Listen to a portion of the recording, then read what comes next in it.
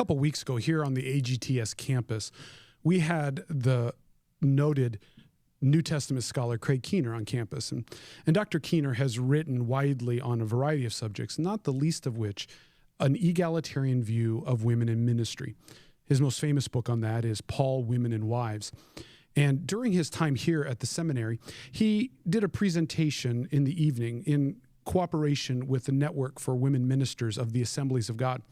And he presented his biblical defense for women in all realms of leadership and ministry leadership. And it was a fascinating evening. Afterwards, we posted his lecture online, and we have received feedback from that. And it really always comes back to one particular issue. Most of those who take a more rigidly complementarian view take the view based upon a passage in 1 Corinthians and a passage in 1 Timothy.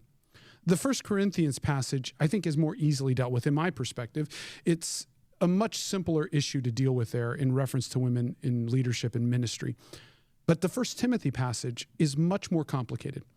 And what I find interesting, as people engaged with the Keener lecture, they just made these statements. Well, it's clear in Scripture, people are trying to get around Scripture, and they're just adopting a modern, feministic, egalitarian view rather than a biblical view, because the biblical view is simple. Paul says they're not allowed to teach. They're not allowed to have authority.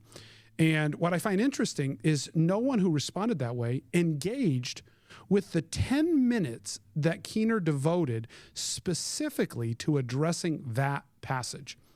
And it is the passage, right? We have women in leadership. We have women in prominent roles of ministry. We have a church in Chloe's household. We have Phoebe being called a deaconess. We have Priscilla as a teacher. Philip's daughters are prophets. Junia is called an apostle. So we have women in all kinds of roles, but we have this one passage, and the argument is always this, that Paul anchors his prohibition for women to teach and have authority in the order of creation, thereby eliminating the possibility, which is at odds with Paul's practice. The question is Paul anchoring his argument once for all in the issue of the order of creation and the deception of Eve in the garden? Or is Paul making what Keener argues an ad hoc argument? Let's listen to what Craig Keener says. You decide, but at least listen to his argument. Because almost everybody acknowledges the importance of cultural background, and almost nobody wants Paul to contradict what he says elsewhere. But then Paul goes on to cite two biblical reasons why women shouldn't teach. Number one, Adam was formed first, then Eve. Number two, Adam wasn't the one deceived. It was the woman who was deceived and became a sinner. So they say Paul grounds this in his doctrine of creation. Women can't teach the Bible because Eve, hence women, are more susceptible to deception. Is that really Paul's point? The first argument he gives is that Adam was created before Eve. That's one of the same arguments that Paul uses in 1 Corinthians 11 for why women should wear head coverings. If we take it as cultural there, which I would argue we should, why not take it as cultural here? Further, does Paul mean this argument in an ad hoc way or to cover all circumstances? Usually Paul uses Scripture in a way that covers everything, but sometimes he uses it just for a particular situation. And, well, we need to look at how he uses Eve. But first, let's go back to Genesis. If we exegete Genesis on its own terms first, creation order does not require women not to teach. Man and woman together are to exercise dominion over creation as God's image, Genesis 1:26 and 27, and then again in chapter 5. God makes Adam a helper suitable for him. The word helper there means he needs propped up. It doesn't mean, somebody weaker than he. It's a term of strength. The Bible uses it for God more than for anybody else. Suitable here means corresponding to, not a greater helper like God, nor in the context lesser like the animals. Some say, but Adam names Eve, just like he names the animals. Actually, he doesn't earlier on. Adam specifically addresses Eve differently, serenading her as one like himself in chapter 2. He doesn't repeat the naming formula used for animals until after the fall. Marital power conflict is part of the judgment from the fall. Your desire will be toward your husband, and he will rule over you. This is the language of power conflict. The same Hebrew expression appears in only one other text in the very same context. Sin is crouching at your door, it desires to have you, but you must master it. Should we promote the effects of the fall, get men to sweat at work, increasing pain at childbirth, get people to sin and die as much as possible? Paul's second argument may also be ad hoc. Adam was not the one deceived. It was the woman who was deceived and became a sinner. Listen to what Genesis 3:6 says. She took some and ate it. She also gave some to her husband who was with her, and he ate it. Maybe he was waiting to see what would happen to her before he took some. He didn't seem to object. We can take this either as a local application or a universal principle. If it's a universal principle, then Eve stands for all women. Eve was deceived, therefore all women are deceived, therefore women shouldn't teach, except in Titus chapter 2, verse 4, for teaching other women whom they may deceive especially thoroughly, since women are easily deceived. But if it's a local application, Eve stands for those who are easily deceived, and that stands for most women in Ephesus because of their educational opportunities or whatever else. Therefore, these women shouldn't teach. And then we don't have a contradiction between this and the other passages. Well, in deciding the matter, let's ask some questions. First of all, are women more easily deceived than men? If Paul's making a universal argument, that would be implicit in his claim. It would imply women's ontological inferiority to men in ascertaining truth, which is actually the way that some people argued for women's subordination in the Middle Ages and some other periods in history.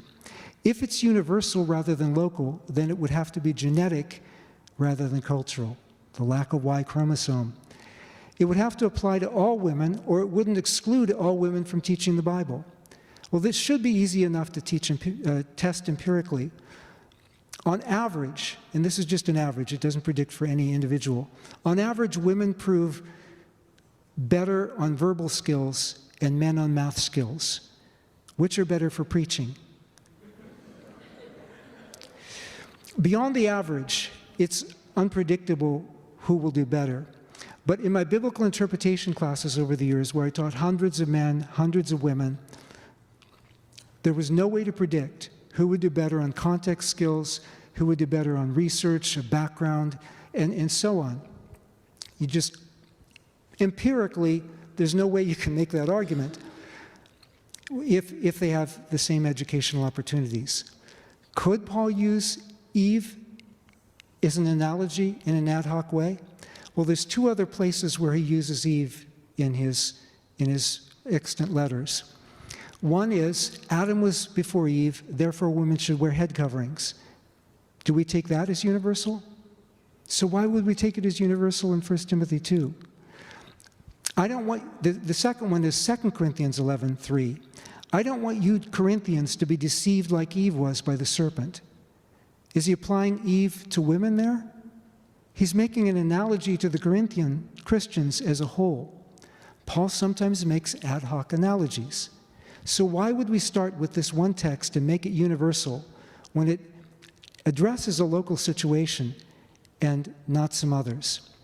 Do we apply directly instructions for first century churches, or do we apply the principles for new settings? For example, slavery or honoring kings. We apply the principle rather than reinstituting slavery or reinstituting the monarchy. It's the same with the patriarchal version of marriage. He says in 1 Timothy 2:13 and following, honor the king, and then goes on to talk about slaves obeying their masters, and then goes on to talk about wives calling their husband Lord.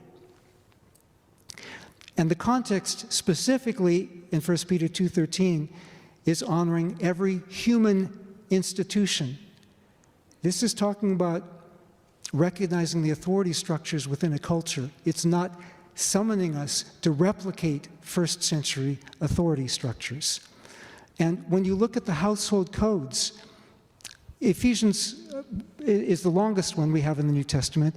Ephesians 5:21 to 6:9. He starts by saying, submitting yourself, well, actually he starts a few verses earlier, be filled with the Spirit. And the expression of being filled with the Spirit, truly filled with the Spirit, he talks about praising God. We Pentecostals know about that. And then he says, submitting yourselves one to another in the fear of God. And then in the next verse, he says, wives to your husbands. And it's usually translated, wives, submit to your husbands. But the word submit is not there in Greek. Wives, you can do to your husbands whatever you want. No, that's not what it means. It's borrowed from the preceding verse, but what that means is it's a particular example of mutual submission. And when he calls on husbands to love their wives as Christ loved the church, he's calling for husbands to lay down their lives and sacrifice.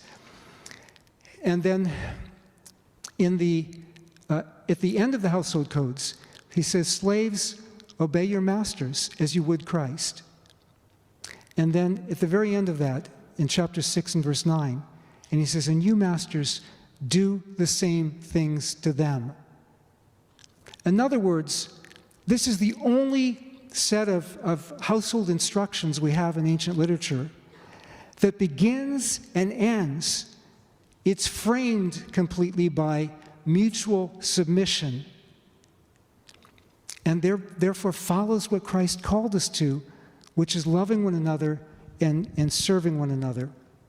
At the minimum, in addressing 1 Timothy 2:11 through 15, Keener gives us a viable way to understand that instruction is not a once-for-all universal in all places at all times, but what Keener acknowledges as an ad hoc argument.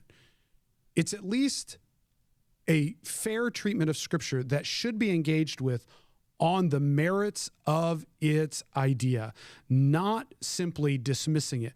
We have too much in the Scripture of women being called prophets in the Old Testament, apostles functioning in prophecy, functioning as teachers in the New Testament, to say that this passage is once for all.